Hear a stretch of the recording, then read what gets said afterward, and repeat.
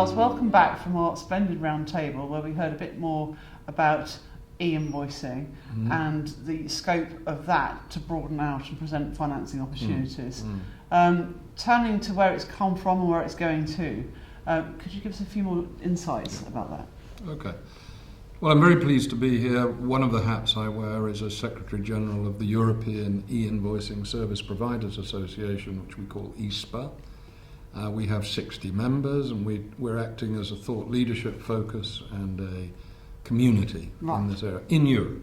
Nevertheless, many of our members work globally, and e-invoicing as a practice is being adopted right around the world, led by the multinational corporations, led by fiscal programs in places like Latin America, being progressively adopted across Asia, and it's all about digitization, supply chain automation. So when we talk about supply chain finance, the other side of the same coin is supply chain automation.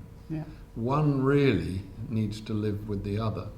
And so e-invoicing is one of the things that is accelerating automation in supply chains. It's the financial supply chain. It's the process by which people get paid, by which transactions are recorded.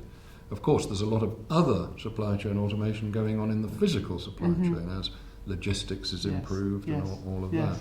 So we're part of that scene. We're a bunch of quite dynamic and vibrant high-tech companies who not only just deploy technology, they also onboard customers, they know how to deal with customers, they do a lot of the KYC type activities to ensure that the buyer, in this case when we're talking about accounts payable, the buyer can be satisfied that the suppliers are well onboarded and are known.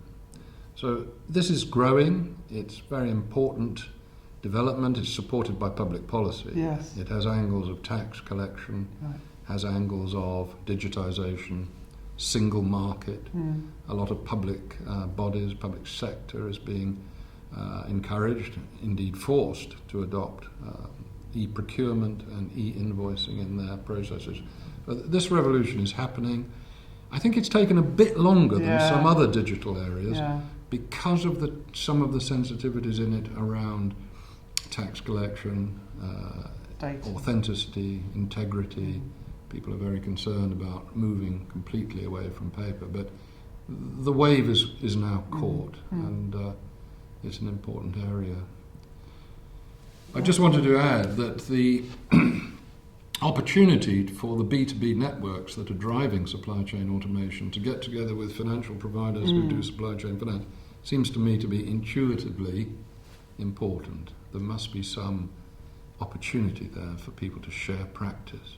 Of course, some of the members of the e-invoicing community are themselves entering supply chain finance as players, and I'm sure you'll focus on that as well. We've got non-banks, haven't we? You've got the competition's widening. Typically fintech companies, to use the current jargon. And they have opportunities not only to automate but also to provide finance. And also work with financial institutions because they're typically going to be distributing their assets and risks to providers of funding, investors, which could include financial institutions. Of course.